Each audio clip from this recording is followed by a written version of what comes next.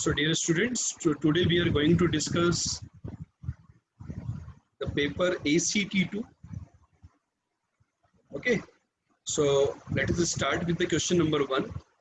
In the question number 1, what is given that क्या दिया हुआ बेटा, देखो बहुत ही आसान से क्वेश्चन है, यहाँ पर कुछ ज्यादा क्वेश्चन के अंदर कुछ भी नहीं है। ये जो इन्फॉर्मेशन है, ये 9 की पावर x माइनस 3 की पावर x प्लस 1, इसका हमें क्या करना था, रेंज निकालना था। तो इसको दो तरीके हैं कि 3 की पावर x को या तो मैं आप t मान लो, क्या करो 3 की पावर x को आप t मान लो, तो ये जो क्वाड्रेटिक है ये बन जाएगी T square minus T plus 1। अब x की वैल्यू माइनस इन्फिनिटी से 1 में है, तो याद करो यदि x आपका माइनस इन्फिनिटी से 1 में होगा तो 3 की पावर x की वैल्यू कितनी होगी, 1 पर कितना होता है x, तो ये 3 हो जाएगा। तो t जो होगा ना वो 3 से छोटा होगा, तो उसके लिए इस क्वाड्रेटिक की रेंज क्या आएगी वैसे निकाल लो, या फिर इसको परफेक्ट स्क्वायर बना दिया अपन ने। देखो यहाँ पर ये परफेक्ट स्क्वायर बना नहीं बना, तो यहाँ से हमने ऑब्जर्व कर लिया कि ये जो एक्सप्रेशन है 3/4 से ज्यादा है। तो एक्सप्रेशन की वैल्यू 3/4 से ज्यादा है और मैक्सिमम x की वैल्यू 1 होगी, तो 3 की पावर x कितना हो जाएगा, 3 माइनस हाफ दैट इज 5/2, उसका स्क्वायर हो जाएगा 25/4 प्लस 3/4, तो वहां से आपके पास मैक्सिमम वैल्यू आ जाएगी 7, लेकिन वो ओपन आएगी। तो आपके पास इस एक्सप्रेशन की रेंज आ गई 3/4 to 7। ठीक है, अब इसका GIF आपको निकालना है। क्या निकालना है, GIF। ये जो वैल्यू आ रही है बच्चों, इसका आपको क्या करना है, GIF निकालना है। तो इसकी जो GIF की यदि मैं बात करूं इस एक्सप्रेशन की GIF की, तो इस एक्सप्रेशन का जो GIF होगा वो क्या होगा, that can be 0, that can be 1, that can be 2, that can be 3, that can be 4, that can be 5, 6, ये पॉसिबिलिटी है या नहीं। तो यहाँ पर टोटल कितने इंटीजर्स हैं, 7 इंटीजर्स हैं, 0 to लेकर के 6 तक के। तो ये आपका क्वेश्चन नंबर 1 था बच्चों। किसी बच्चे को इसके अंदर डाउट है तो बोलिए जल्दी से।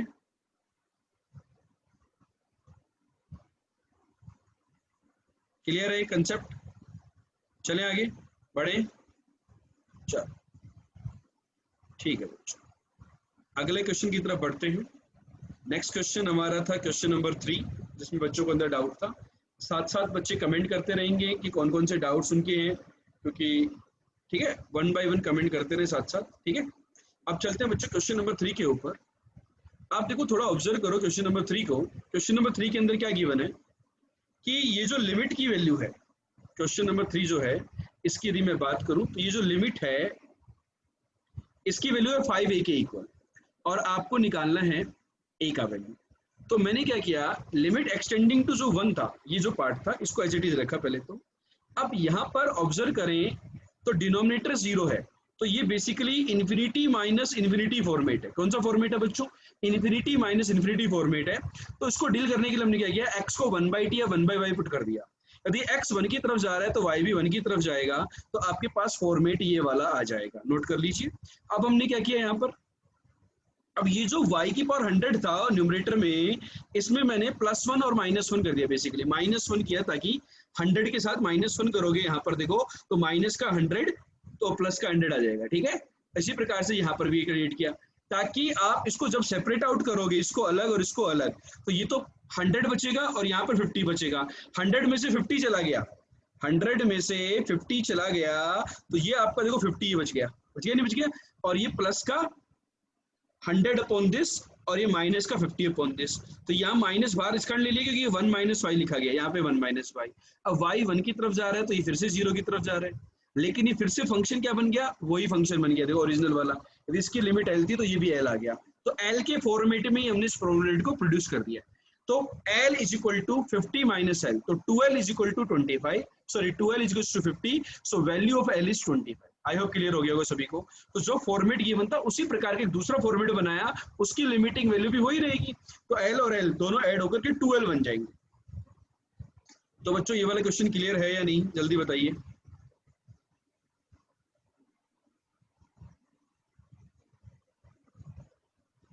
बोलो भाई लोग, क्लियर? अच्छा चलें आगे।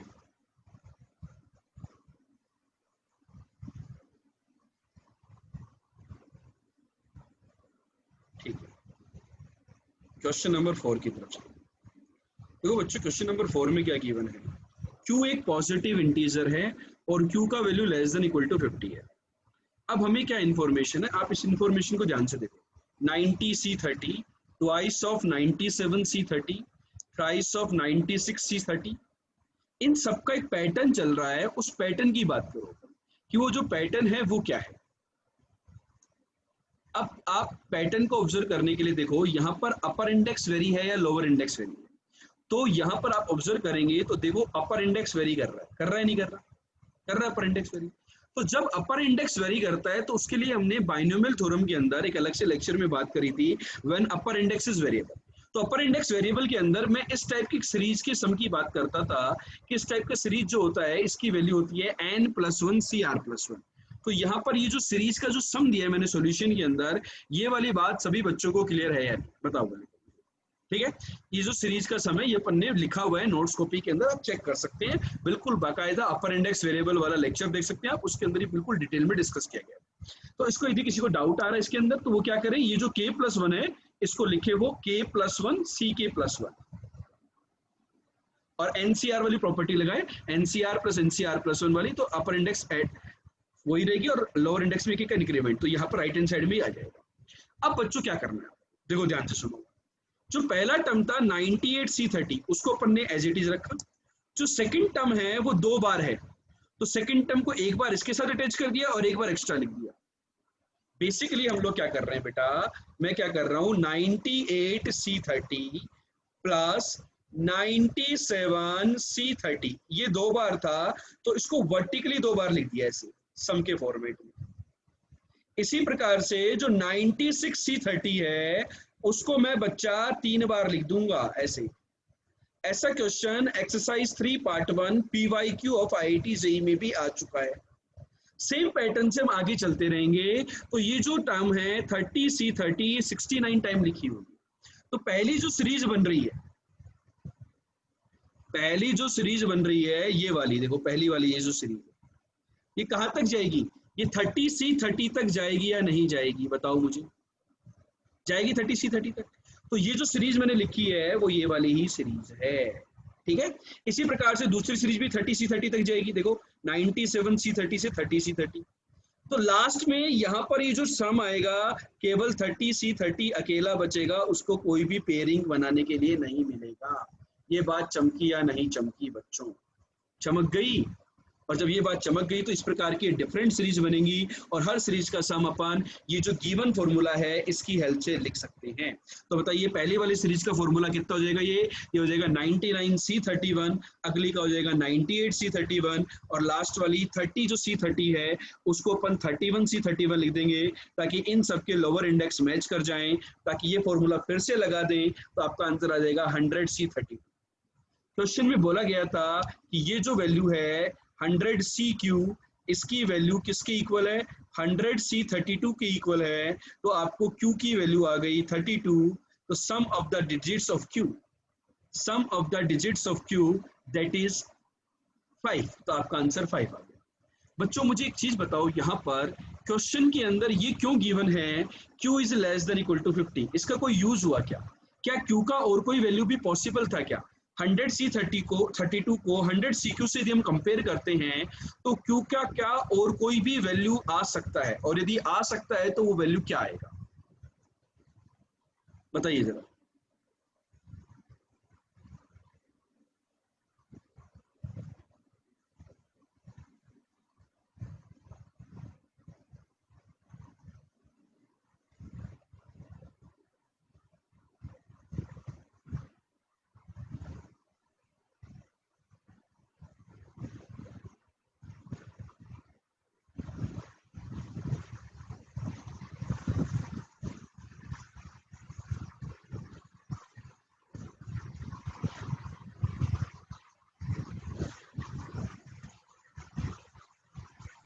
क्या आएगा बेटा, एक प्रॉपर्टी होती है ना NCX = NCY वाली,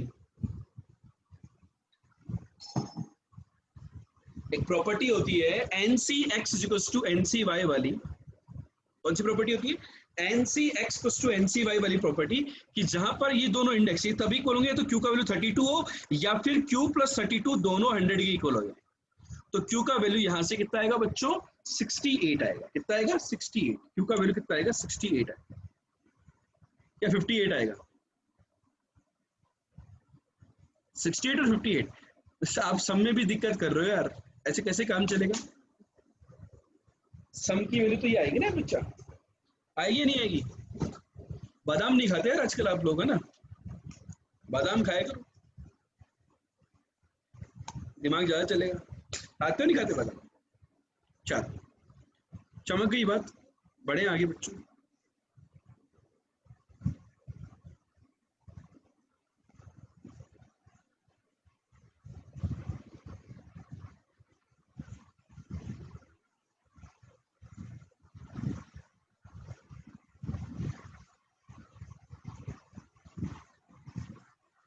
अगला क्वेश्चन बताइए कौन सा डिस्कस करना है।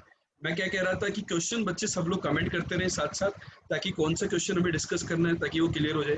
नेक्स्ट क्वेश्चन जल्दी से बताइए। अच्छा, एक एक करके बताएं बेटा ताकि कोई कंफ्यूजन ना रहे। फिफ्थ वाला, चलो फिफ्थ वाला देखते हैं। फिफ्थ वाला इंटीग्रेशन है, अभी तो पढ़ा था यार इंटीग्रेशन कैसे करते हैं। इंटीग्रेशन बड़ा ही अच्छा क्वेश्चन। सब्स्टिट्यूशन, आप याद करो बेटा, देखो यहाँ पर tan इनवर्स का इस टर्म के अंदर आंसर आ रहा है, x square plus 1/x square का टर्म आ रहा है, यही है, यही सॉल्यूशन है। बोलते हैं ना कि क्वेश्चन के अंदर सॉल्यूशन छिपा होता है, तो वो क्वेश्चन के अंदर सॉल्यूशन यही है कि इसके टर्म, ये वाला टर्म को टी माना गया होगा। इस वाले टर्म को टी मानने के लिए क्या करें, ये जो टर्म है यहाँ से भाई साहब एक्स स्क्वायर बाहर निकाल दो। एक्स स्क्वायर को बाहर निकालोगे तो ये आ जाएगा, आ जाएगा नहीं आ जाएगा? यहां से एक्स स्क्वायर को बाहर निकाला तो अंडर रूट से एक्स बाहर आया, और ये टर्म देखो आप एक्स स्क्वायर प्लस 1 वाला, इससे भी आप एक्स बाहर निकाल दो, तो ये बन जाएगा आपका एक्स प्लस 1/x, और ये बन जाएगा x square plus 1/x square. तो x वहां से निकाला और एक्स स्क्वायर, एक्स यहां से आया तो एक्स स्क्वायर गया, तो ये एक्स स्क्वायर न्यूमरेटर में जाकर के क्या बना देगा, ये एक्स स्क्वायर न्यूमरेटर में जाकर के बना देगा आपका 1 माइनस 1/x स्क्वायर, बना देगा या नहीं बना देगा? और जब आपका ये बन गया तो आपके पास एक्सप्रेशन ये वाला। अब क्या करें बच्चों, अब आप x प्लस 1/x को t मान लें। क्या करें, x प्लस 1/x को t मान, तो इसका जो डिफरेंशिएशन है वो न्यूमरेटर है, ये dt बन गया। और देखो इसका स्क्वायर करते हैं यदि हम, तो x square plus 1/x square plus 2, इसका जो वैल्यू होता है ये होता है टी स्क्वायर। बताओ होता है या नहीं होता है? यदि होता है तो न्यूमरेटर डी टी, ये पहला टर्म डिनोमिनेटर का टी, और ये जो दूसरा टर्म है ये क्या बन जाएगा, under root T square minus 2। अब क्या करें, एक टी से मल्टीप्लाई डिवाइड कर दिया, अब अंदर वाला जो टी स्क्वायर माइनस 2 है उसको कुछ बोल दिया अपन ने, पी बोल दो, रो स्क्वायर बोल दो, कुछ भी बोल दो यार, तो आपके पास आंसर इस टाइप का आ जाएगा जो कि आपका क्वेश्चन खत्म कर देगा। तो मल्टीपल सब्स्टिट्यूशन है ताकि स्टैंडर्ड फॉर्मेट के अंदर क्वेश्चंस को कन्वर्ट किया जा सके। क्लियर है बच्चों? नेक्स्ट क्वेश्चन बोलिए।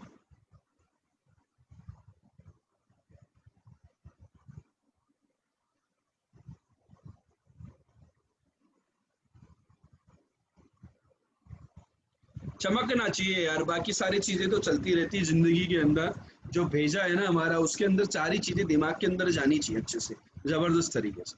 चलो अब क्वेश्चन नंबर 7 को चमकाया जाए, कि क्वेश्चन नंबर 7 को कैसे चमकाएंगे अपन, है ना?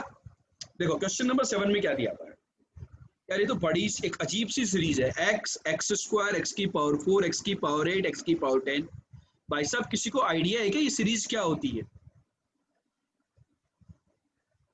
कुछ चमक रहा है, सीरीज कौन सी है? कुछ चमका क्या किसी को कि ये सीरीज किस टाइप की नजर आ रही है आपको? बता दो मेरे को, तो यार थोड़ा सा मेरे को कम चमकता है कई बार यार, आप लोग ज्यादा इंटेलिजेंट हैं, सबको चमकता है बहुत शानदार वाला। जीपी है, जीपी है भाई साहब, जीपी है, मेरे को तो नहीं दिख रही जीपी यार, किधर से दिख रही जीपी? आगे से, पीछे से, ऊपर से, नीचे से?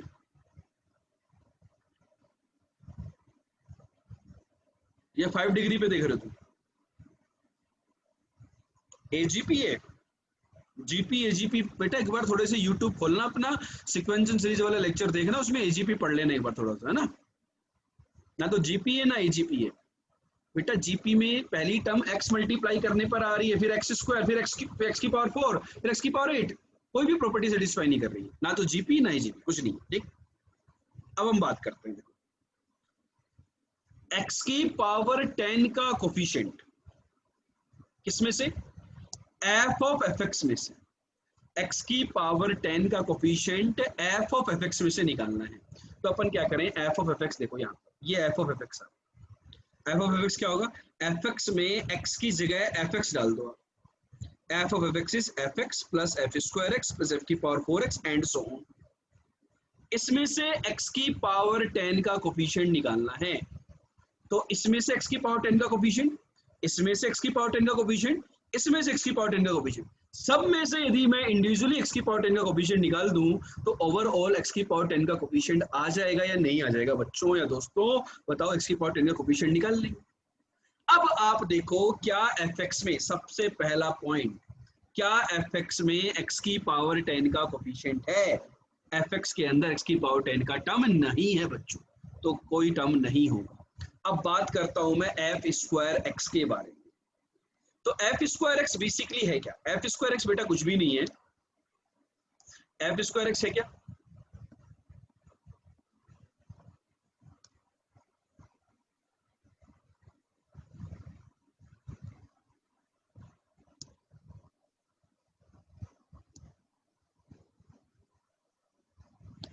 ठीक है, एफ स्क्वायर एक्स क्या होता है बताइए जरा। एफ स्क्वायर इस टर्म का स्क्वायर होगा, उसके अंदर एक्स की पावर 10 का कोफिशिएंट कैसे आएगा ये चेक करो। देखो एफ स्क्वायर एक्स बेसिकली ये जो सीरीज है x plus x square and so on, इसका होल स्क्वायर हो। तो क्या एक्स की पावर 5 का स्क्वायर है? नहीं। तो कौन कौन सी टर्म कंबाइंड होकर के एक्स की पावर 10 बनाएंगे, सोचो जरा। एफ स्क्वायर एक्स में एक्स की पावर 10 कैसे आएगी बताओ जरा।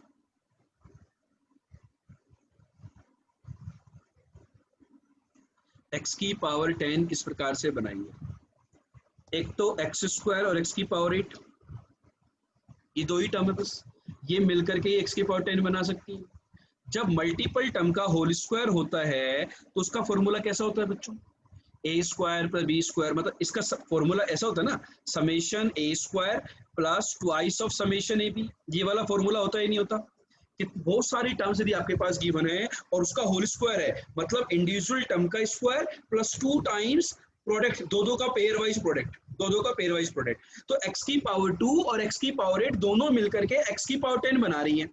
एक्स की पावर 2 और एक्स की पावर 8 दोनों मिलकर के एक्स की पावर 10 बनाएंगे नहीं बनाएंगे? तो जो एक्स की पावर 10 बन रहा है यहाँ पर, जो एक्स की पावर 10 बन रहा है यहाँ पर, वो क्या होगा?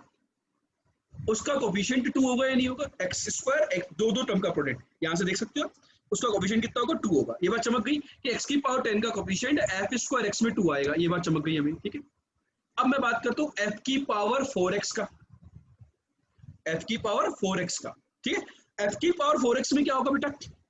एफ की पावर 4x में ये जो पावर है ये 4 हो जाएगी, ये एफ की पावर 4x, यस और नो? तो एफ की पावर 4x में क्या होगा? हर टर्म के ऊपर इंडिविजुअली पावर दी जाएगी। तो क्या हर किसी भी टर्म की पावर 4, इंडिविजुअल टर्म को पावर 4 दी जाएगी, मतलब एक्सपेंशन करें इसका किसी प्रकार से देखेंगे तो क्या होगा? x की पावर 10 कैसे कैसे बन सकती है वो अपने को प्रोडक्ट सीरीज से चाहिएगा। तो x की पावर 2 और x की पावर 8, बाकी सबके ऊपर पावर 0 जाए, केवल ये दोनों ही कंबाइंड हो। ये जो टोटल पावर 4 होती है, आप बेगर्स थ्योरम से याद कीजिए कि मेरे पास टोटल पावर है 4, उनको इन सभी बेगर्स में डिस्ट्रीब्यूट करना है। तो इन सभी बेगर्स में यदि आप डिस्ट्रीब्यूट करेंगे x की पावर 4 के लिए बच्चों, तो अपन क्या करते हैं, उसके लिए क्या फंडा है बताओ?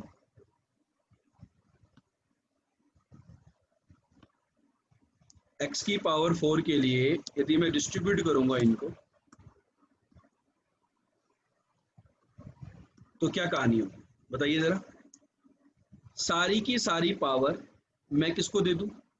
सारी की सारी पावर 2.5 को दे दूं। क्या x की पावर 2.5 एग्जिस्ट करती है? नहीं करती। तो मैं क्या करूं, एक पावर एक्स स्क्वायर को दे दूं और एक पावर x की पावर 8 को दे दूं। तो उसके कोफिशिएंट क्या होगा? x की स्क्वायर और x की पावर 8। इसका कोफिशिएंट दो पावर किसको दे दी? 0 0, एक पावर इसको और एक पावर इसको। ठीक है, तो इससे क्या मेरा x की पावर 10 बनेगा?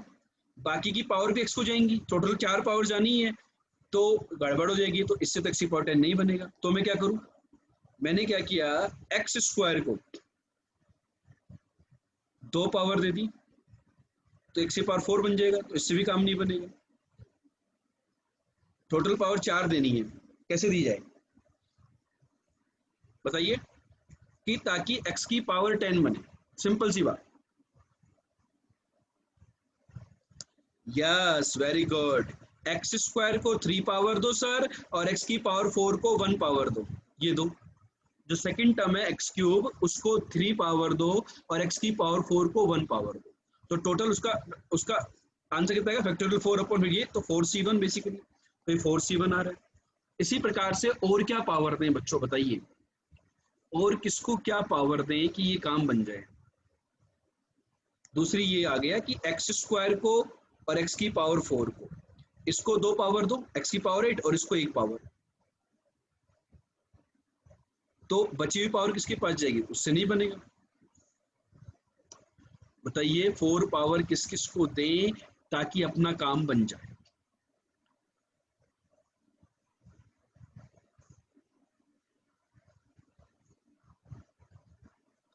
तो बच्चे बोल रहे हैं कि सर एक काम करो, x की पावर 4 को दे दो 1 पावर, एक्स स्क्वायर को दे दो 2 पावर, x को तो 1 ही पावर गई, ये तो 9 बन गया। बताओ और कौन सा ऑप्शन आएगा आपके पास जिससे x की पावर 10 का कोफिशिएंट आपके पास 10? जल्दी बताइए।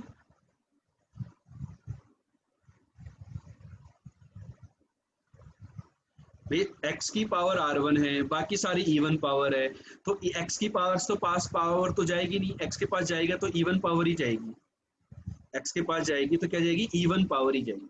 Yes, very good, correct answer.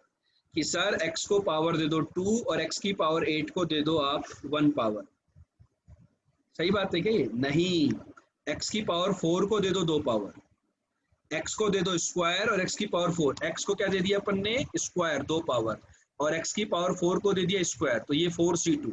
इसका कोफिशिएंट कितना होगा? Factorial 4 upon factorial 2 factorial 2। Multinomial theorem वाला लेक्चर देख लेना, ठीक है? तो दो ये, तो 4c2 और 4c1, तो इसका आंसर आ गया 10। इसी प्रकार से बच्चों मुझे क्या चाहिए? मुझे चाहिए x की पावर 8 का टर्म, तो इसमें क्या होगा? x plus x square and so on, इसकी होल पावर 8 में x की पावर 10 का कोफिशिएंट चाहिए। अब इसमें x की पावर 10 कैसे बनेगी? वही 8 पावर इन लोगों को डिस्ट्रीब्यूट होगी, तो 8 पावर इन लोगों को डिस्ट्रीब्यूट कैसे करें बताओ कि x की पावर 10 बने? सारी की सारी इसको दे दें पहले को, नहीं बनेगा। सारी दूसरे को दे दें, नहीं बनेगा। कुछ पहले को बाकी दूसरे को दे दे, तो पहले को मैं 6 दे दूं और दूसरे को 2 दे दूं, तो कैसा रहेगा?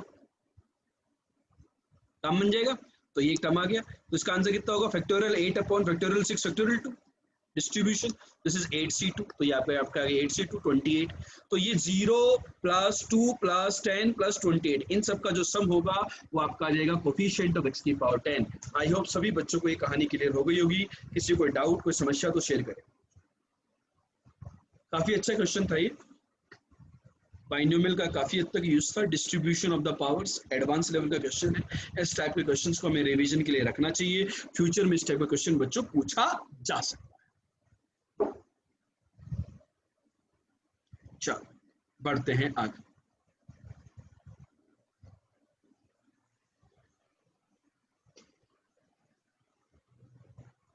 अगला क्वेश्चन कमेंट करें बच्चे फटाफट से।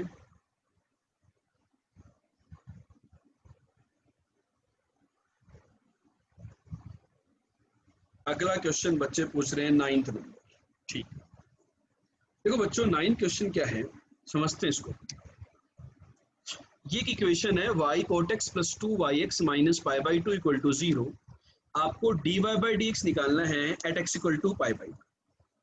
dy by dx at x equal to pi by 2, इसके आपको इस एक्सप्रेशन की वैल्यू कैलकुलेट करनी है।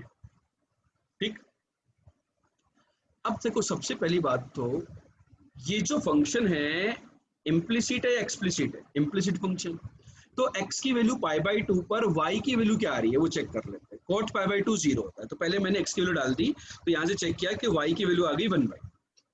अब मैं क्या करूँ, एक्सप्लिसिट फंक्शन या सॉरी इम्प्लिसिट फंक्शन को क्या करते हैं अपन लोग? डायरेक्टली डिफरेंशिएट कर देते हैं, x के रेस्पेक्ट में डिफरेंशिएट कर दो। तो ये जो पहला टर्म है यहाँ प्रोडक्ट रूल लगेगा, तो देखो dy by dx cot x को as it is, cot x का डिफरेंशिएशन माइनस का cosec square x into y, 2yx का 2y plus 2x into D Y by D X और पाई बाई 2 का 0। तो ये आपके पास D Y by D X आ गया। अब इसमें x की वैल्यू देखो, D Y by D X की बच्चों जो वैल्यू आई ना वो मैं लिख देता हूँ आपके लिए। D Y by D X की वैल्यू आ रही है cosec square x into Y minus का 2y divided by cot x plus 2x, ये वैल्यू आई। इसमें आप x का वैल्यू तो डाल दो पाई बाई 2 और y का वैल्यू डाल दो हाफ। आपके पास D Y by D X की वैल्यू आ जाएगी माइनस का 1/2 का। तो किसको डाउट था, कहाँ डाउट था, क्या कंफ्यूजन था, बताओ जरा मुझे समझ में तो आए कि डाउट कहाँ आ रहा है इस क्वेश्चन के अंदर, क्या समस्या आ गई, क्यों परेशानी हो रही है आप लोगों को। जब आपको डिफरेंशिएशन बहुत अच्छे तरीके से सारे टाइप के क्वेश्चन, डिफिकल्ट से डिफिकल्ट क्वेश्चन करवा दी गई हैं, तो ये वाला क्वेश्चन क्यों नहीं हुआ, ये तो होना चाहिए था यार।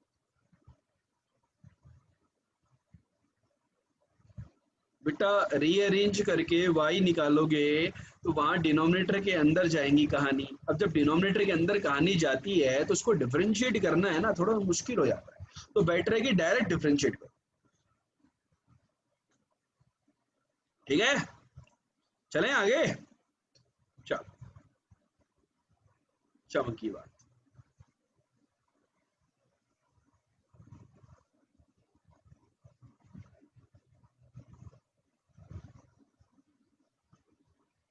अगला क्वेश्चन है मेरे बच्चों, क्वेश्चन नंबर 10। एक लाइन कर कट करते हैं तो रायता फैलाते हैं। जेई एडवांस के अंदर क्वेश्चन आता ही आता है इस कंसेप्ट। बहुत ही प्यारा क्वेश्चन है, एडवांस के हिसाब से बहुत इंपॉर्टेंट है, ध्यान से। एक लाइन है बच्चों y equal to X plus 1 को कर क्या रही है, एक एलिप्स है आपके पास 4x square plus Y square equal to 4, इसको वो p और q पॉइंट्स पे कट करती है। तो आपको area of the triangle P Q F पूछा गया है, तो f क्या भला है, f के बारे में दिया होना चाहिए। f is the focus of the ellipse and f and origin are on the same side of the line y equal to x plus 1। तो बच्चों मैंने क्या किया, y equal to x plus 1 को इसके अंदर डाल दिया, तो वो क्वाड्रेटिक बहुत ही बेहतरीन क्वाड्रेटिक बन रही थी, इस कारण मैंने उसके सॉल्यूशन निकाला। तो x की वैल्यू आ गई -1 एंड 3/5। ये x की वैल्यू मैंने लाइन के ऊपर डाल दी, कर्व के ऊपर डालने की गलती मत करना। कुछ बच्चे कर्व के ऊपर डालते हैं, कैलकुलेशन को डिफिकल्ट कर देते हैं, फालतू के अंदर रायता फैलता है। ठीक है, लाइन के अंदर डालना, तो लाइन के अंदर डालने से जल्दी वैल्यू आएगी, ये आ गया। ठीक, अब भाई साहब ये जो एलिप्स है आपका, ये वाला एलिप्स x²/1 प्लस y²/4 है, ये वाला एलिप्स है, तो वर्टिकल एलिप्स है बेसिकली। ये वाला एलिप्स कहाँ कट कर रहा है, एक तो यहाँ कट कर रहा है और एक यहाँ कट कर रहा है लाइन। तो आपका जो फोकस और ओरिजिन है वो सेम साइड में है, तो उसका जो फोकस निकालेंगे ना वो बेसिकली इसेंट्रिसिटी निकालो आप, e² equal to 1 minus a²/v², so e² is equal to 3/4। तो इसेंट्रिसिटी इज नथिंग बट √3/2। तो आप यदि फोकाई निकालेंगे तो नीचे वाले फोकाई की वो बात कर रहे हैं, 0, -√3 आएगा बेटा, 0, -√3, बिकॉज इसी के रेस्पेक्ट में ओरिजिन और फोकाई लाइन के सेम साइड में होंगे। देख लो बेटा, ये लाइन थी आपकी, इस लाइन के रेस्पेक्ट में ओरिजिन और फोकाई सेम साइड में। कुछ बच्चे गलती कर देते हैं, वो फोकाई को 0, √3 ले लेते हैं, तो वो गलती जिन्होंने करी है उनका एरिया नहीं आएगा। तो आपके पास बच्चों 3 पॉइंट आ गए, एक Q पॉइंट, एक P पॉइंट और एक फोकाई। तो एरिया का बहुत ही बेहतरीन फॉर्मूला आपको पता है या नहीं पता, बताए 1/2 x1y1 1 x2y2 1 एंड x3y3 1। यहाँ से बच्चों आप एरिया निकाल सकते हैं, आसानी से निकाल सकते हैं, नहीं निकाल सकते, निकाल देंगे एरिया, आपका आंसर आ जाएगा। क्वेश्चन नंबर 10, जिनको भी डाउट था क्लियर हुआ या नहीं। नेक्स्ट क्वेश्चन बोलो बच्चों।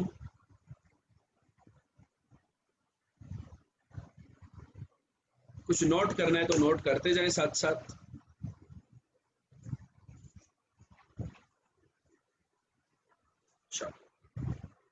अगला है 11th।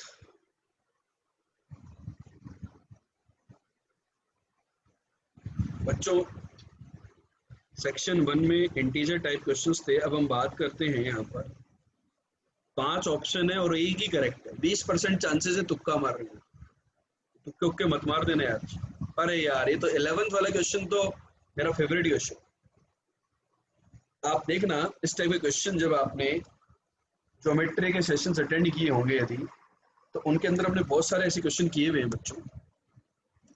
कोई लाइन किसी कर्व को कट करती है, तो उसमें क्या करते हैं, लाइन किसी पॉइंट से जाती हुई किसी अलग अलग पॉइंट पे कट करती है। सपोज ये जैसे अपना पैराबोला है, ये पी पॉइंट है, तो जैसे ए और बी पे कट करती है, तो उसका सिंपल सा कॉन्सेप्ट है, इस टाइप के केसेस में हमेशा पैरामेट्रिक इक्वेशन ऑफ लाइन को यूज में लेना है। What you have to apply, parametric equation of the line, simple सा कॉन्सेप्ट। अब पैरामेट्रिक इक्वेशन ऑफ लाइन यदि मैं यूज में लूँ, तो पैरामेट्रिक इक्वेशन ऑफ लाइन क्या कहती है, x minus x1 by A, Y minus y1 by B equal to some r constant. तो यहाँ पर जो मैंने पी ए और पी बी लिखे हुए हैं, ये बेसिकली r है, सम कांस्टेंट। जितनी डिस्टेंस होगी r, r1 r2, P A की वैल्यू r1 होगी, पी बी की वैल्यू r2 होगी। ये कंसेप्ट बता रहा हूँ, बहुत अच्छे तरीके से करना है इस क्वेश्चन को, ये r के टर्म। तो यहाँ पे जनरल पॉइंट r के टर्म में आ जाएगा, p और a का और b का। तो बेटा ये r के टर्म में आप a या b पॉइंट की यदि कोऑर्डिनेट लिखेंगे r के टर्म में, तो दैट विल बी -8 प्लस। तो बच्चों के माइंड में आता है सर, ये जो डिनोमिनेटर में 1/√5 और 2/√5 है, ये कहाँ से पैदा कर दिया आप, ये कहाँ से आ गया? अरे भाई मेरे, ये जो लाइन है ना, ये लाइन, इसका टेन थीटा कितना है, इसका स्लोप कितना है बेटा, 2 है। तो टेन थीटा यदि 2 है, तो साइन थीटा और कॉस थीटा आ जाएंगे ना यार। साइन थीटा की value 1/√5, sorry x minus x1 by cos theta, y minus y1 by sine theta. तो कॉस थीटा इज 1/√5 और 2/√5, वहां से अपने पास काम चल जाएगा, साइन थीटा और कॉस थीटा। ठीक है, समझ में आई? अब अपन क्या करेंगे, ये जो ए या बी पॉइंट जो आएगा, this is -8 plus r/√5 comma -8 plus 2r/√5। ये बच्चों जो पॉइंट आए ना, इस पॉइंट को कर्व के अंदर पुट कर देंगे, इस वाले कर्व पुट कर दो आप। तो इस कर्व को पुट करने पे ये x और ये y, आपके पास एक r के अंदर बच्चों क्वाड्रेटिक इक्वेशन बनी। ये जो क्वाड्रेटिक इक्वेशन बनी, इसके दो रूट होंगे, एक r1 और एक r। तो r1 क्या होगी, pa होगी, और r2 pb होगी, कोई भी एक दे दो। तो r1 is pa and r2 is pb। तो इस क्वाड्रेटिक इक्वेशन के सम ऑफ रूट और प्रोडक्ट ऑफ द रूट आ जाएंगे, नहीं आ जाएंगे? तो r1 प्लस r2 आ गया 17/√5 सम ऑफ द रूट से, और प्रोडक्ट ऑफ द रूट आ गया 310। जब आपको सम ऑफ रूट और प्रोडक्ट ऑफ द रूट पता है, तो डिफरेंस ऑफ द रूट निकाल सकते हैं, नहीं निकाल सकते क्वाड्रेटिक का? याद करो, अल्फा माइनस बीटा का whole square is equal to alpha plus beta का whole square minus 4 alpha beta. Yes और नो? तो अपने पास डिफरेंस ऑफ द रूट आ जाएगा। और यदि आपको ई ऑप्शन निकालना हो, तो उसकी वैल्यू भी निकाल सकते हैं अपन आसानी से। और खास बात क्या है बेटा, सम ऑफ रूट जब 17√5 आया, यहां पर ये ध्यान रखना, हमें फॉल्स पूछा गया है क्वेश्चन के अंदर। क्या पूछा गया है? फॉल्स। तो ये सही है, तो वो देखो ए डी सही है, तो ए गलत हो गया, वहीं पे क्वेश्चन खत्म। बाकी चीजें निकाल के देखना चाहो तो निकाल लो, क्योंकि क्वेश्चन के अंदर केवल एक ही ऑप्शन सही है। तो फॉल्स पूछा गया है, तो ए ऑप्शन यदि फॉल्स आ गया तो वही आंसर हो गया। बाकी की इन्फॉर्मेशन आपको कैलकुलेट करने की जरूरत नहीं है, आप चेक कर सकते हैं, बाकी के ऑप्शन भी सही आ जाएंगे। तो ए ऑप्शन गलत।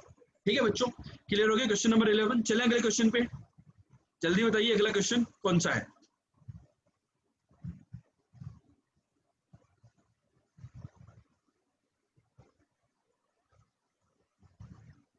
आलोक यार, सारे डाउट पूछे गए, तू लाइन से पूछा जा रहा है तू।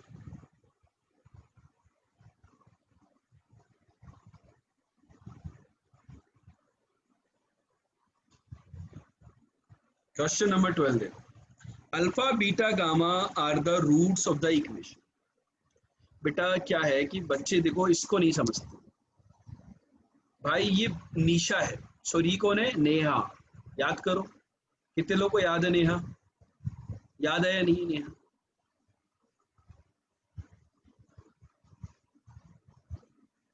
अरे भाई, किसी भी नंबर का सम जो होगा वो नंबर होगा,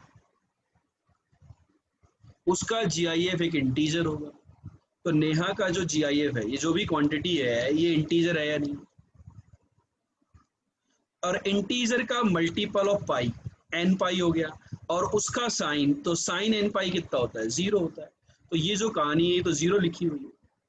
तो इसके जो भी रूट्स हैं, उनका सम ऑफ द रूट्स कितना होगा? 0। तो alpha plus beta plus gamma कितना हो गया? 0। अब ये जो डिटर्मिनेंट है, इसमें प्रॉपर्टी लगा दे यार, C1 changes by C1 plus C2 plus C3। तो पहला कॉलम कितना आ गया? सबका 0। ये सब 0 हो गया, तो क्वेश्चन खत्म। आपका आंसर क्या आ गया? नोट करो,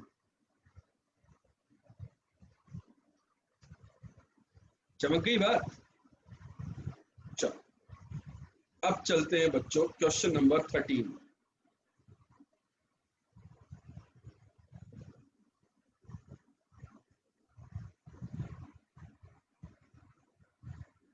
चले बड़े।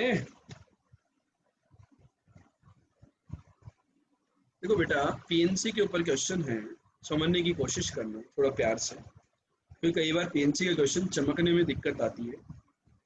The number of ways can 14 identical toys, toys कितने हैं बेटा? 14 identical toys be distributed among 3 boys. मेरे पास 14 आइडेंटिकल टॉयज हैं जिसको मुझे 3 बच्चों के अंदर डिस्ट्रीब्यूट करना है, ठीक?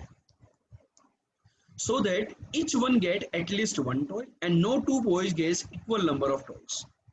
तो बेसिकली याद करो x plus Y plus Z की जो कहानी करते थे अपन, यहाँ पर अपन ने a plus B plus C equal to 14 कर दिया।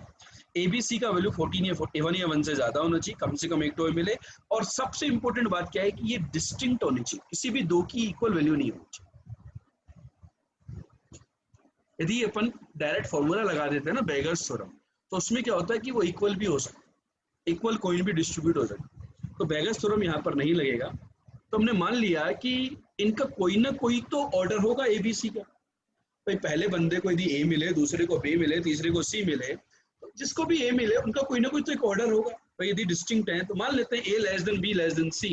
तो लेट्स से ए जो है x1 है उसकी वैल्यू, तो x2 की वैल्यू कितनी मानी मैंने? b माइनस है सपोज, ठीक? और x3 की वैल्यू कितनी आ गई? a minus. ये सारी वैल्यूज ए बी सी को, मतलब पहले वाले बंदे को सपोज आपने x1 दिए, तो दूसरे वाले को अपन ने क्या दे दिए? x2 प्लस ए, और तीसरे वाले को क्या दे दिया अपन ने? x3 plus B.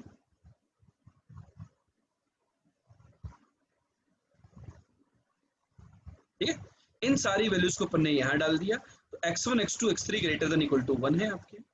अब इस इक्वेशन के सॉल्यूशन के लिए अपन क्या करते हैं? कोएफिशिएंट मेथड लगाते हैं। कोएफिशिएंट ऑफ t की पावर 14।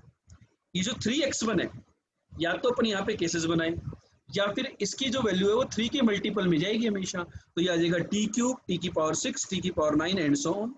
2x2 है तो इसको अपन लिख देंगे t स्क्वायर, t की पावर 4 एंड सो ऑन। और ये x3 है बेचारा, तो ये सिंपल इस प्रकार चलता रहेगा। अब इसमें से आपको t की पावर 14 का कोफिशिएंट निकालना है। अब t की पावर 14 का कोफिशिएंट कैसे निकालेंगे बच्चों? देखते हैं वो भी इसके अंदर से।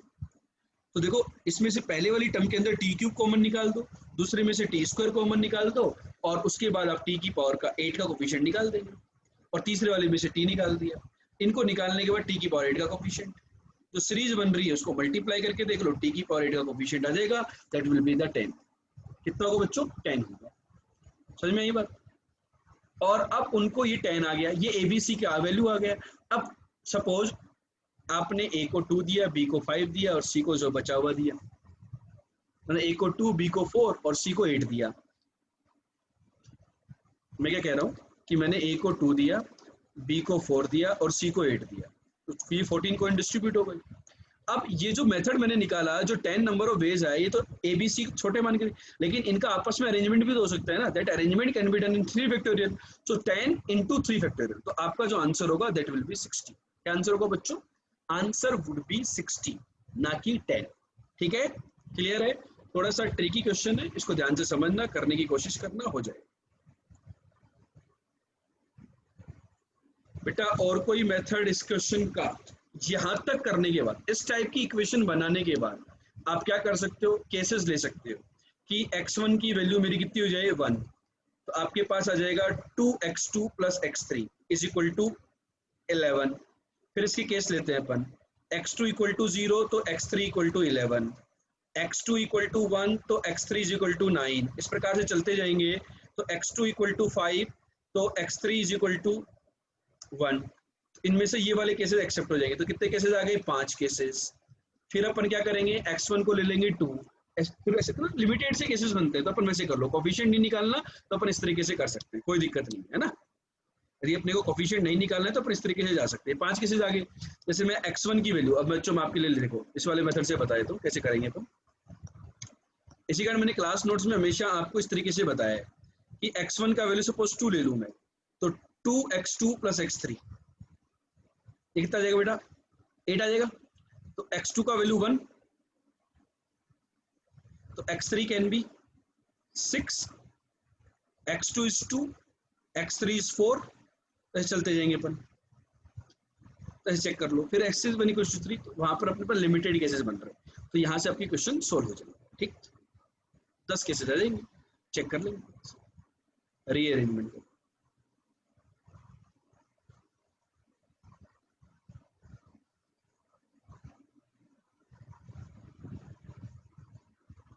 हाँ, डायरेक्ट भी केसेस ले सकते हो, लेकिन थोड़ा सा डायरेक्ट समझने में फिर वो केसेस को आपको हटाना पड़ेगा। डायरेक्ट भी केसेस ले सकते हो, कोई दिक्कत नहीं है डायरेक्ट केसेस लेने में भी, किसी प्रकार की कोई भी दिक्कत नहीं है।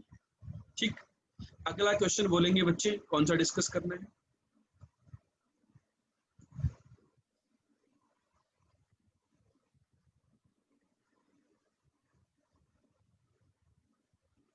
Next is 14th number question.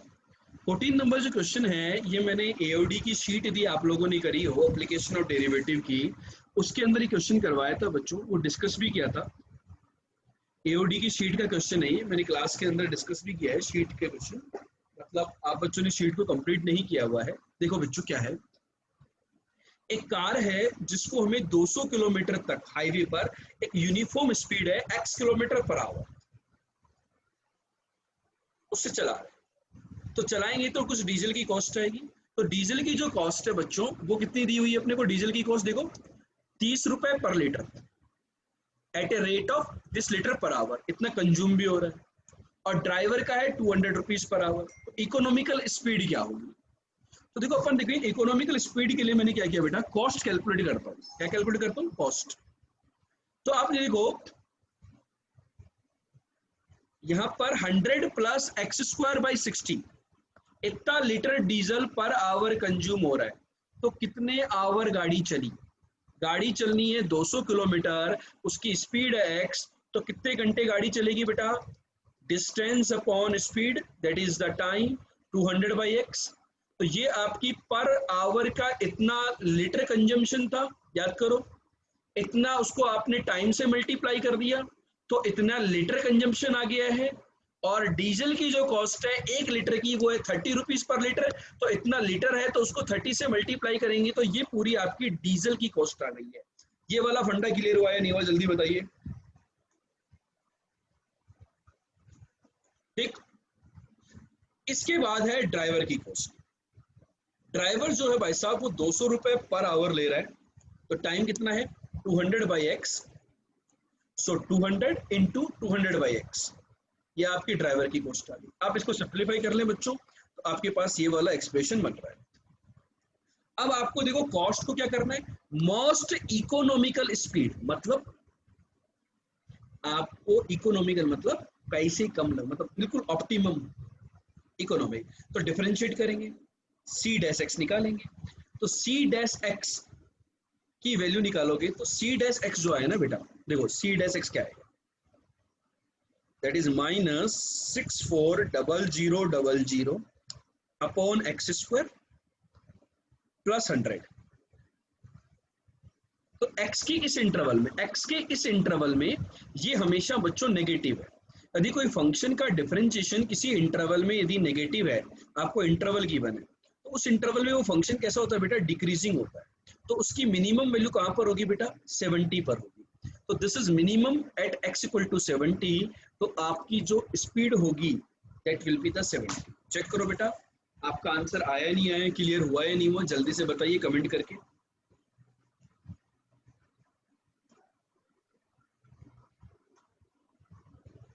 Clear? Next question बोलो बच्चों।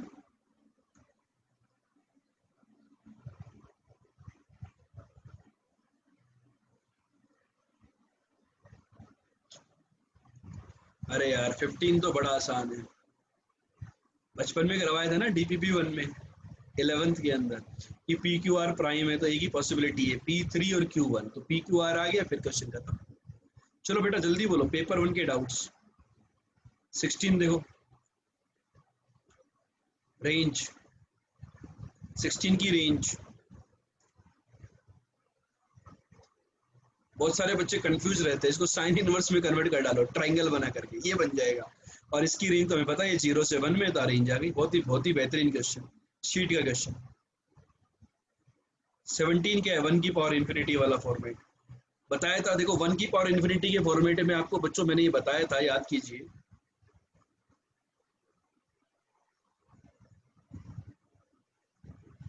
आपको याद हो 1 की पावर इन्फिनिटी के केस में हमने हमेशा ये डिस्कस किया था 1 की पावर इन्फिनिटी के केस में कि 1 प्लस एक्स की पावर 1/x, इसका एक्सपेंशन याद रखना दोस्तों, ये बहुत खतरनाक चीज है। यदि आपने इसको याद नहीं रखा तो ये रायता फैलाएगा जिंदगी के, ठीक है। इसका एक्सपेंशन ये होता है 3 टर्म तक, e into 1 minus x/2 plus 11/24x, तो e से e चला जाएगा, तो ये 1 की पावर इन्फिनिटी का फॉर्मेट लगा देंगे तो आपका आंसर आ जाएगा, ठीक है। चलो आगे चलते हैं, कहानी को बढ़ाते हैं आगे। अगला क्वेश्चन क्या होता है 18th, कंटिन्यूसली लगा दिया होगा आप लोगों ने। 19th जल्दी से बोल दे, कोई डाउट हो तो।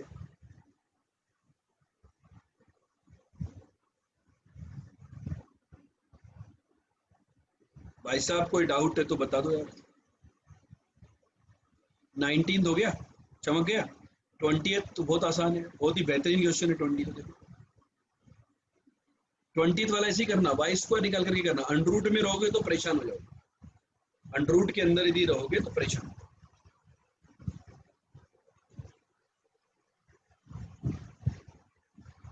19th वाले को किससे कर सकते हैं, पुट करके। बेटा पुट करके कर सकते हो, लेकिन 5 ऑप्शन के अंदर पुट करना सजेस्ट नहीं किया जाता है। तो ये तो 1/x जो है ना, 1/x, ये जो 1/x है ये दिक्कत करता है 1/x। तो 0 प्लस पे इन्फिनिटी की तरफ, 0 माइनस पे माइनस इन्फिनिटी की तरफ, तो e की पावर माइनस इन्फिनिटी 0 होता है, तो ये p आ गया। बस चेक कर लो, इसको डिवाइड कर दो ना, 0 प्लस पे लिमिट निकालनी है तो e की पावर 1/x को बाहर निकाल के फेंक दो बाहर, दोनों तरफ से, ऊपर से भी नीचे से भी, आपका क्वेश्चन खत्म हो जाएगा। चलो बच्चों पेपर 2 के डाउट्स मैसेज करें जल्दी से, पेपर 2 के डाउट्स मैसेज करें।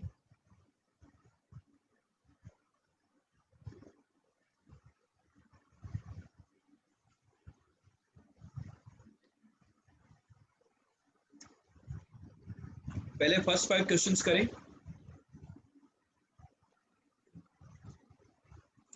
करें डिस्कस।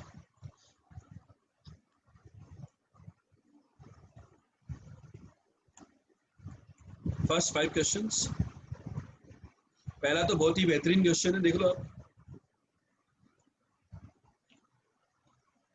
स्टैंडर्ड फॉर्मेट में कन्वर्ट हो जाएगा।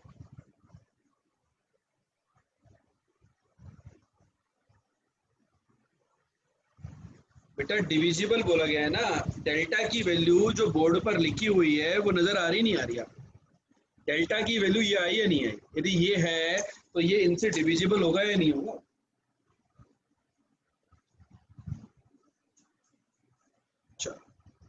क्वेश्चन नंबर 2 की तरफ चलते हैं।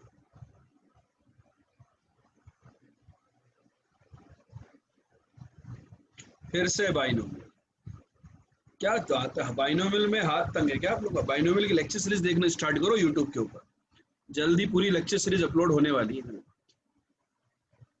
बेटा देखो बाइनोमियल के अंदर कहानी जनरल टर्म की होती है।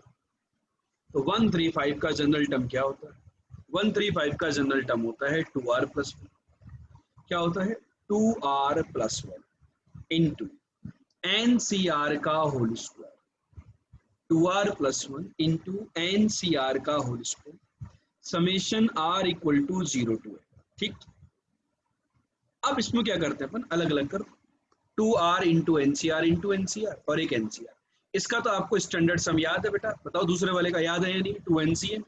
और एक r इंटू NCR को खत्म करने का तरीका आपको बताया गया था, NCR अपॉन n-1 CR-1 का वैल्यू n/r होता है।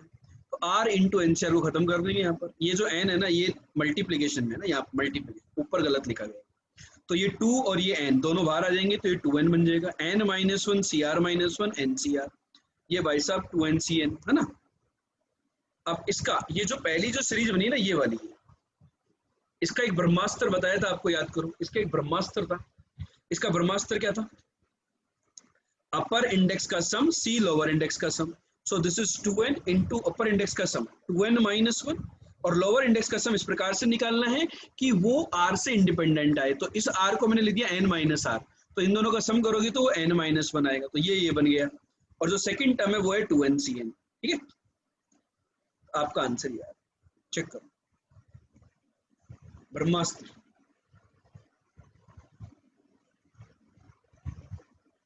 क्लियर? कोई डाउट है तो बोलो बेटा क्वेश्चन नंबर 2 में।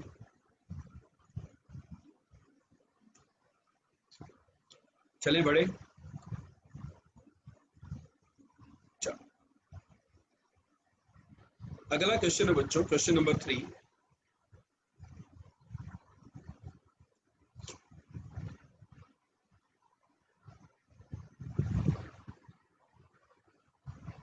देखो बच्चों क्वेश्चन नंबर 3 में क्या है, ये फंक्शन है कहां से कहां तक, 0 to 6 में।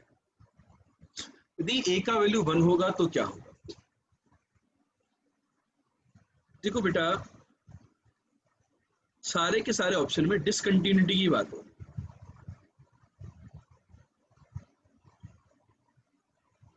तो a यदि 1 होगा, यदि a यदि 1 होगा तो ये फंक्शन जो है ना, और ये जो फंक्शन होता है ना, देखो ये डिसकंटिन्यूस कब होता है, जब ये 1 बनेगा।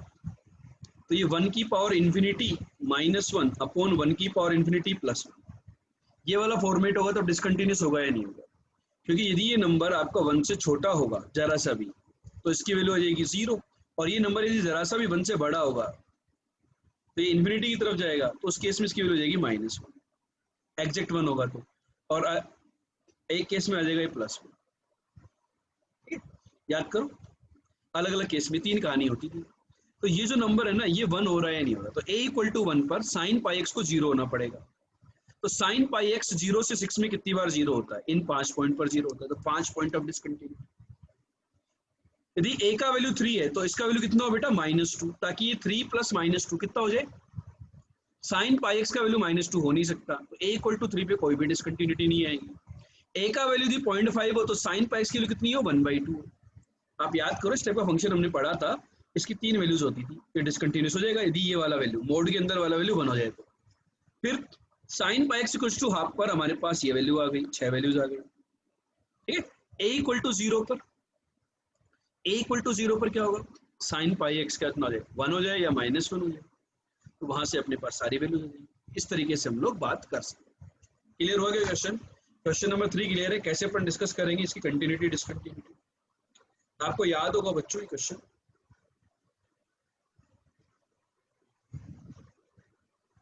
बेटा मैंने बताया ना आपको, ये जिसको मैंने सर्कल किया, ये जो वैल्यू है बेस, जब ये 1 होगा तब डिसकंटिन्यूटी आती है। ये डबल डिसकंटिन्यूटी याद करो, लिमिट x की पावर n -1 अपॉन x की पावर n +1। शीट में क्वेश्चन था ये, n इन्फिनिटी की तरफ जा रहा है और x 1 की तरफ जा रहा है, तो इसकी 3 वैल्यूज आती है, या तो 1 आती है या 0 आती है या -1, मतलब 0 तो x = 1 पर होती है बेसिकली। फिर इसकी 2 वैल्यू होती है, 1 और -1।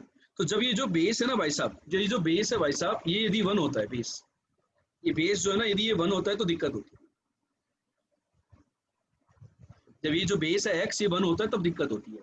तो अब अलग अलग केस में ये a + sin πx है ना, ये बेस है अपना, तो अलग अलग जो a की वैल्यू दी हुई है उनके अकॉर्डिंग अपन sin πx की वैल्यू सेट कर देंगे कि ये कहाँ पर होगा, तो वहां पे डिसकंटिन्यूटी आ जाएगी। तो इस तरीके से इस क्वेश्चन के रेफरेंस से ये क्वेश्चन करवाया गया है। तो यदि ये वाला क्वेश्चन अपने को दिमाग में याद है, क्लास नोट्स के अंदर भी और शीट के अंदर भी, ये दोनों क्वेश्चन करवाया गया है। ठीक है, चलो बड़े आगे। अगला क्वेश्चन, क्वेश्चन नंबर 4 देखिए जरा, 4th question. fx and gx are the two positive and increasing functions, then which of the following is not always true? इनमें से कौन सा हमेशा सही नहीं? देखो बेटा सिंपल सी बात है कि fx और gx दोनों कैसे फंक्शन है? पॉजिटिव भी है और इंक्रीजिंग भी है। मींस क्या कंसेप्ट हम लोग यहाँ पर अप्लाई करेंगे उसके बारे में बात कर लेंगे। देखो पॉजिटिव है और इंक्रीजिंग भी है, तो अपन इसको fx की पावर gx के बारे में बात कर रहे हैं। तो fx की पावर gx को बेटा hx मान लो, बहुत ही सिंपल सी बात मान लिया। इसका लॉग ले लो ln hx, ले लिया लॉग, तो वो क्या होगा? G x times l N F x. अब बच्चों आपको इसको डिफरेंशिएट करो, 1/hx into h dash x is equal to l N F x into g dash x plus g x into 1/fx into f dash x. बच्चों f और g दोनों ही increasing है, positive हैं, तो आपके पास ये पॉजिटिव आ गया, लेकिन एल एन एफ एक्स के बारे में नहीं पता ये कैसा होगा, पॉजिटिव या नेगेटिव। तो उस वजह से आपको ये चेक करना पड़ा, इंक्रीजिंग हम हमेशा नहीं बोल पाएंगे, आपको एल एन एफ एक्स की वैल्यू के ऊपर और फिर ओवरऑल इस प्रोडक्ट के ऊपर बताना पड़ेगा कि ये कैसा होगा। तो हमें नॉट ऑलवेज ट्रू पूछा गया है, तो यदि एफ एक्स 1 से छोटा हुआ तो ये L N F X negative हो जाएगा, लेकिन ओवरऑल इन दोनों का सम पॉजिटिव या नेगेटिव इसके ऊपर कमेंट नहीं कर पाएंगे। इस कारण ये इंक्रीजिंग ये स्टेटमेंट भी हमेशा सही नहीं है, ये भी हमेशा सही नहीं है, ये भी हमेशा सही है। समझ में आ गई? लेकिन जब एफ एक्स की वैल्यू 1 से बड़ी होगी तो ये हमेशा पॉजिटिव और ये भी हमेशा पॉजिटिव, तो पॉजिटिव प्लस पॉजिटिव पॉजिटिव, और एच एक्स तो पॉजिटिव है ही है, पॉजिटिव फंक्शन की पावर पॉजिटिव तो पॉजिटिव होता ही है, तो ओवरऑल आपका पॉजिटिव आ गया। तो डी स्टेटमेंट सही है, इसका वो आंसर में नहीं होगा बिकॉज वो ऑलवेज ट्रू है। समझ में आया क्या बात? क्लियर हुई क्या बात? किसी को डाउट क्वेश्चन नंबर 4 में? नेक्स्ट डाउट कमेंट करें बच्चे।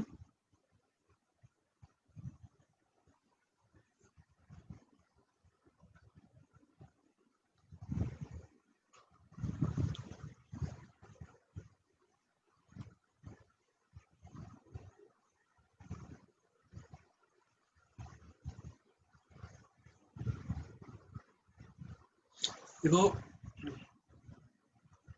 इस क्वेश्चन के लिए मैंने एक्सरसाइज 2 डिस्कस की थी मैट्रिक्स की, उसके अंदर बताया भी था ये जब डिस्कशन किया था कि ऐसा कंसेप्ट बहुत इंपॉर्टेंट है। यहाँ पर देखो a की पावर 5 जो है वो नल मैट्रिक्स है, और क्या किया ना बच्चों, i माइनस ए जो है ना भाई साहब, वो इसका क्या है, इनवर्स है। यदि वो इसका इनवर्स है तो इन दोनों का जो प्रोडक्ट होगा वो मैट्रिक्स आइडेंटिटी मैट्रिक्स के इक्वल होगा, a into a inverse equal to I होता है, तो इन दोनों का प्रोडक्ट i के इक्वल होगा। तो इन दोनों का प्रोडक्ट में कैसे निकाला, जीपी की एल से निकाल लो, ए और आई का, तो ये जीपी का सम हो गया बेसिकली। तो अब निकालोगे तो उसके नीचे आ तो कैंसिल हो जाएगा, तो ये आ गया। इसका मतलब ए की पावर n+1 का वैल्यू कितना होगा, 0 होगा। अब ए की पावर 5 आपको नल मैट्रिक्स दिया और ए क्यूब नल मैट्रिक्स नहीं दिया, तो ए की पावर 5 नल मैट्रिक्स है, तो n+5 can be any integer greater than और इक्वल टू 5। भाई ए क्यूब तक तो नल मैट्रिक्स है नहीं, तो ए की पावर 5 नल मैट्रिक्स, तो n का वैल्यू 4 या 4 से ज्यादा कुछ भी हो जाएगा, क्योंकि ए की पावर 5 यदि नल मैट्रिक्स हो जाएगा तो ए की पावर 6 भी नल मैट्रिक्स होगी। 0 मैट्रिक्स इंटू ए की पावर 5 मतलब कोई भी ए, तो दैट विल बी 0 मैट्रिक्स, हाँ या नहीं? तो n की वैल्यू आपकी कोई भी 4 या 4 से ज्यादा हो जाए, ताकि ए की पावर 5 के आगे वाली सारी मैट्रिसेस अपनी क्या हो जाएंगी, नल मैट्रिसेस हो जाएंगी। तो जिनको डाउट है क्वेश्चन नंबर 5 में क्लियर है क्या? आगे के डाउट्स बोलो बच्चों, 6 to 10।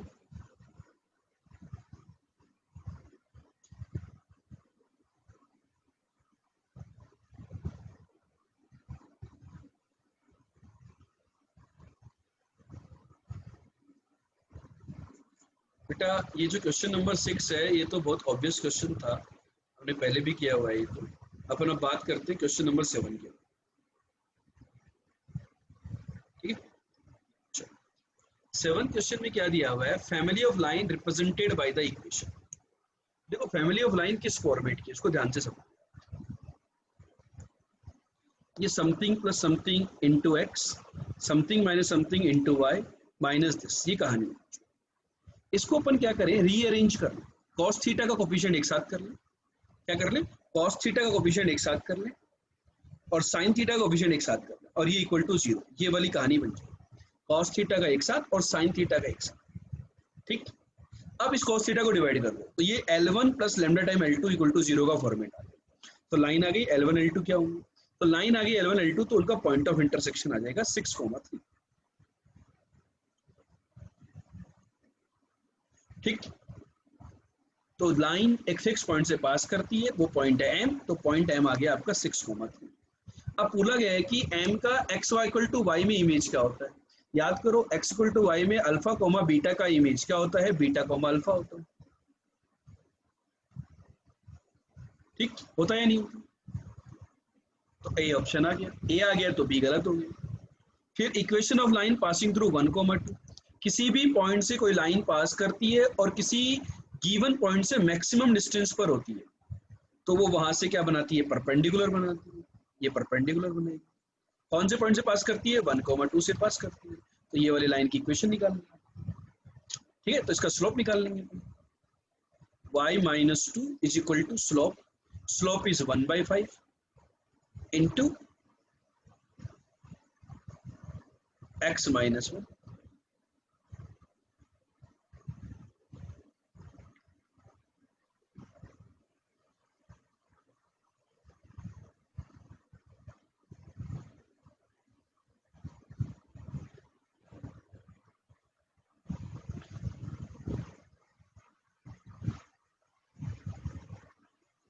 यही होगी क्या या कुछ और होगी, बताओ।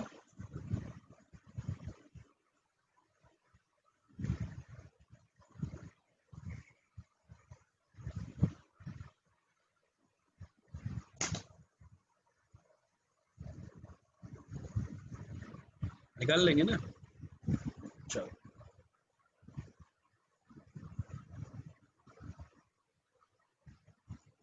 फंडा क्लियर है। Question number 7।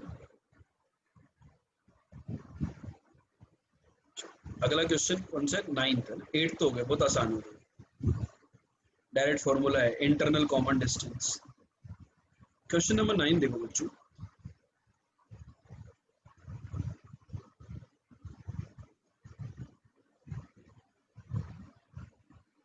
देखो 9th के अंदर क्या है, एक डिफरेंशिएबल फंक्शन दिया आपके सामने। अब ये जो डिफरेंशिएबल फंक्शन है स्टैंडर्ड तो है नहीं, याद करो।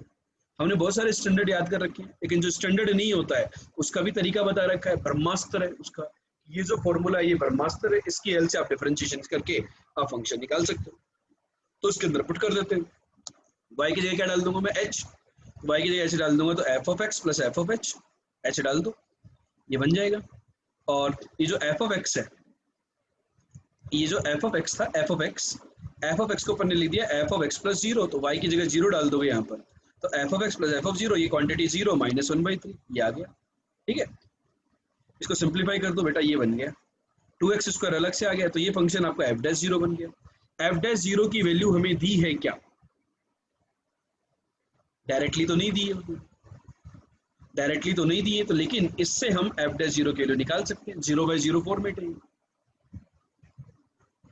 ठीक, कुछ बच्चों के माइंड में आता है कि नहीं सर ये तो 0/0 कैसे हुआ, बेटा एफ ऑफ जीरो की वैल्यू निकाल लो, यहाँ पर एक्स और वाई दोनों को जीरो पुट कर दो आप, एक्स और वाई दोनों को जीरो पुट करोगे तो एफ ऑफ जीरो की जो वैल्यू आएगी दैट विल बी 1/3, चेक कर लो, दैट विल बी 1/3। तो एफ ऑफ जीरो 1/3 है, तो यहाँ से अपन एफ डैश जीरो निकाल लेंगे, तो एफ डैश जीरो आ गया अपना 4/3, तो यहाँ पर एफ डैश जीरो अपन रख देंगे, तो आपके पास क्या आ गया, F dash x is equal to, यहाँ पर रख देंगे इस वाले, F dash x is equal to 4/3 plus 2x square. जब आपके पास बच्चों एफ डैश एक्स आ गया तो आप इसको इंटीग्रेट करके एफ एक्स निकाल सकते हैं नहीं निकाल सकते, बताओ जरा मुझे, निकल जाएगा एफ एक्स, हाँ या नहीं। तो देखो आपके पास जो रिलेशनशिप आई उसकी बात करें, एफ डैश एक्स आया आपका ये वाला, या 4/3 प्लस 2x स्क्वायर, इसको इंटीग्रेट कर दिया, एफ ऑफ जीरो की वैल्यू सी 1/3 था, यहाँ से आपका फंक्शन आपका एफ ऑफ टू आ गया, एफ ऑफ टू का जी कितना आ गया, 8 आ गया, बिकॉज 25/3 8 पॉइंट समथिंग होता है, तो आपका एफ ऑफ टू की वैल्यू 8 आ जाएगी। कोई डाउट कोई कंफ्यूजन क्वेश्चन नंबर 9 के अंदर तो बताइए, आगे के डाउट्स कमेंट करें बच्चों जल्दी से फटाफट से।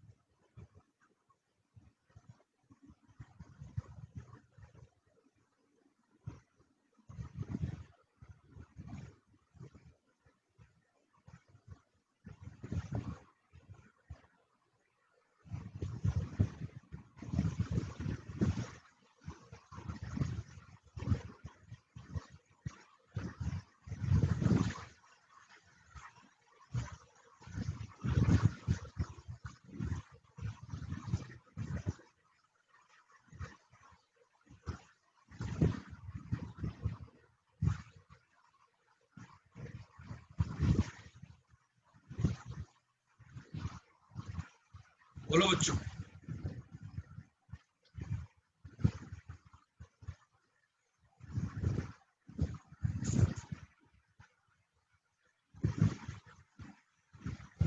आगे? कोई भी डाउट है, कोई भी कंफ्यूजन है, किया है नहीं किया है, कोई भी डाउट है आपको तो आप पूछो, बिंदास पूछो, कोई भी दिक्कत नहीं है। सारे क्वेश्चन अपन डिस्कस कर सकते हैं, चाहो तो अपन सारे 1 बाय 1 सारे कर देंगे, कोई दिक्कत नहीं है। पूछो, 10th हो गया था अपना, 10th में किसी को डाउट नहीं है ना। 10th के बाद अपने जो सेक्शन 2 आता है, इसके अंदर कॉलम वाले क्वेश्चन से बेटा, कॉलम वाले क्वेश्चन में सबसे पहले बच्चों कौन सा डाउट है आपको? क्वेश्चन नंबर 12 और क्वेश्चन नंबर 14, ठीक है। 11 भी किसी को डाउट नहीं है, 12 पे चलते हैं। 12th में बच्चों कौन से ऑप्शन में डाउट है? पी क्यू आर एस में से कौन से ऑप्शन में आपको डाउट बताइए जरा। 12th के अंदर पी क्यू आर एस में किस में डाउट है?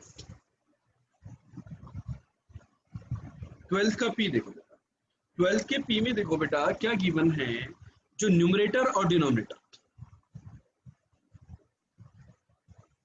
12th का पी देखते हैं सबसे पहले अपन।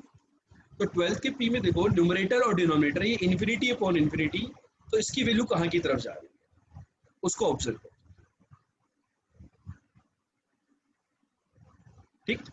तो आप देखिए यहाँ पर ये जो न्यूमरेटर है ना, न्यूमरेटर इसकी पावर कम है बेटा, 5/2 है, लेकिन इसकी पावर ज्यादा है। तो ज्यादा पावर है ना, तो हाईएस्ट पावर कॉमन निकालोगे तो ये 0 सफाइन, मतलब ये नीचे n की पावर ज्यादा बचेगी तो ये 0, और ये इसमें ऊपर की पावर ज्यादा, 0 की पावर इन्फिनिटी तो 0 होता है बेटा, चेक करो। 0 की पावर इन्फिनिटी 0 होता है, 0 प्लस की पावर इन्फिनिटी। ये कोई भी इंडिटरमिनेट फॉर्म नहीं हो, ये कोई भी इंडिटरमिनेट फॉर्म नहीं हो। यस और नो बताओ बच्चों मुझे, यस और नो, ये कोई भी इंडिटरमिनेट फॉर्म हमारे पास नहीं। चमक गई बात? चलो, ये हो गया मेरा पी वाला पार्ट, ठीक। क्यू वाला पार्ट तो 0/0 फॉर्मेट है, आसानी से डिफरेंशिएट करके अपन निकाल देंगे। अब हम बात करते हैं आर के बारे में। आर है बेटा देखो e की पावर x - 1 + 2x, याद करो इसका इनवर्स है gx, f इनवर्स x, तो g'3। तो इनवर्स का डिफरेंशिएशन याद करो, इनवर्स का डिफरेंशिएशन बहुत ही बेहतरीन कंसेप्ट आप लोगों को बताया गया था, इनवर्स के डिफरेंशिएशन को बताया था नहीं बताया था, इनवर्स के डिफरेंशिएशन को। तो बेटा यदि मैं इनवर्स के डिफरेंशिएशन की बात करूं तो यहाँ पर आ जाइए, g'(3) will be 1/f' of g(3), yes or no? g(3) और f'(1) ये कैसे निकाल देंगे बताओ बेटा? f of gx x के इक्वल होता है ना, उस वाले कंसेप्ट से। x की वो वैल्यू जिसके लिए फंक्शन है, तो आपका आंसर आ जाएगा। चमका या नहीं चमका? ठीक है, आई होप ये वाला क्वेश्चन क्लियर है। 12th में और कोई डाउट है किसी ऑप्शन में? 12th के किसी और ऑप्शन में डाउट है बच्चों? देखो 12th के 4 पार्ट थे। चलो आगे चले। So next is question number 13। 13 की किसी पार्ट में डाउट है बेटा? A B C D किसी में भी यदि डाउट है, कोई भी कंफ्यूजन, तो फील फ्री टू आस्क। ए जो पॉइंट है वो तो उसके डायरेक्टर सर्कल पे लाई करता है, डायरेक्टर सर्कल पे लाई करता है तो एंगल कितना बनाएगा? π/2।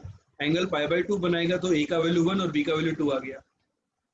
कॉमन बी ऑप्शन में क्यू में क्या दिया है? कॉमन टेंजेंट का कंसेप्ट लगा देंगे।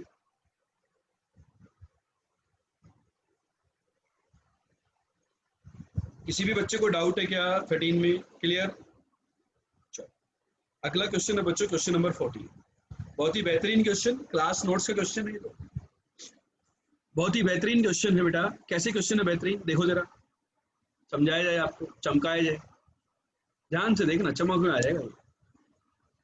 ये बना रहा है f of 0 - 2 का होल स्क्वायर, f of 0 - 2 का होल स्क्वायर। ये बना रहा है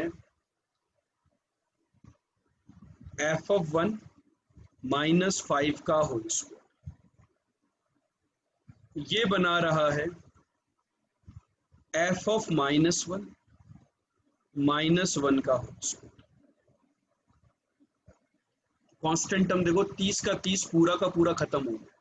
3 परफेक्ट स्क्वायर का sum 0, it means every term has to be 0। तो f of 0 = 2, f of 1 = 5 and f of -1 = 1। यही इस क्वेश्चन का ब्रह्मास्त्र है।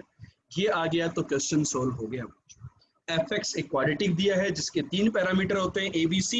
ये तीनों वैल्यूज डाल करके हम ए बी सी की वैल्यू आसानी से कैलकुलेट कर सकते हैं। जब आपने ए बी सी की वैल्यू निकाल ली, जब आपने बच्चों ए बी सी की वैल्यू निकाल ली तो अपन क्या करेंगे, ए बी सी की वैल्यू आ गई तो आपका फंक्शन आ गया, फंक्शन आ गया तो सारी कहानी आ गई। किसी पर्टिकुलर स्टेप में डाउट है, किसी पर्टिकुलर ऑप्शन में डाउट है, किसी का एफ एक्स आ गया, उसके बाद यदि डाउट है तो बताओ मुझे, बताओ चलो बच्चों, शेयर करो अपनी बात।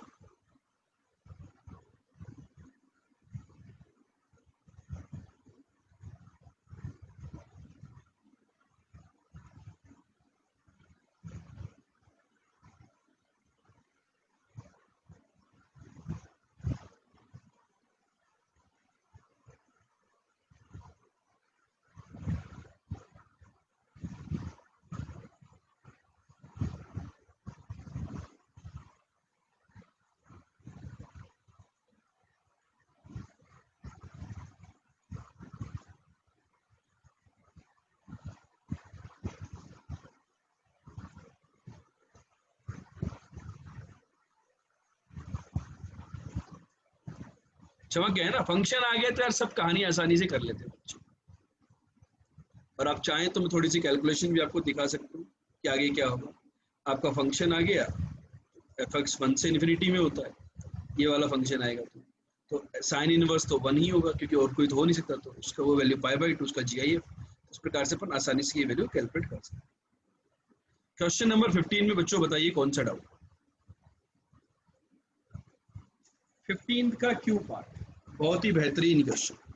बेटा साइन इनवर्स एक्स यदि आपको प्रॉब्लम क्रिएट कर रहा है तो उससे परेशान ना हो, उसको परेशान करो। कैसे? साइन इनवर्स एक्स को टी बोलो तो इसका डिफरेंशिएशन 1/√1 - x² dx कितना होता है dt। तो ये आपका जो इंटीग्रेशन है ये क्या बन जाएगा, e की पावर t। ये √1 - x² ऊपर जाएगा तो 1 - cos² t sin² t cos t। x कितना है sin t और ये जो dx/ ये मिलकर के dt। स्टैंडर्ड फॉर्मेट e की पावर t f + f' कितना हो जाएगा e की power t × fx plus c। अब t का वैल्यू डाल दें, c की वैल्यू निकाल लें, 0 पे 1 है। बताओ चमका या नहीं चमका क्वेश्चन? किसी को डाउट, कोई समस्या तो बताओ मेरे बच्चों। क्यू पार्ट क्लियर हुआ या नहीं हुआ?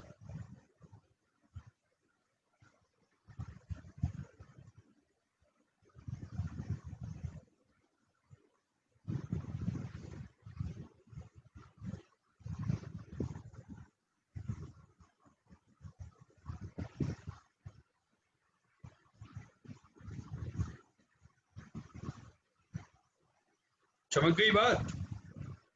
और कौन सा डाउट है? चलो 15 का ये हो गया क्यू।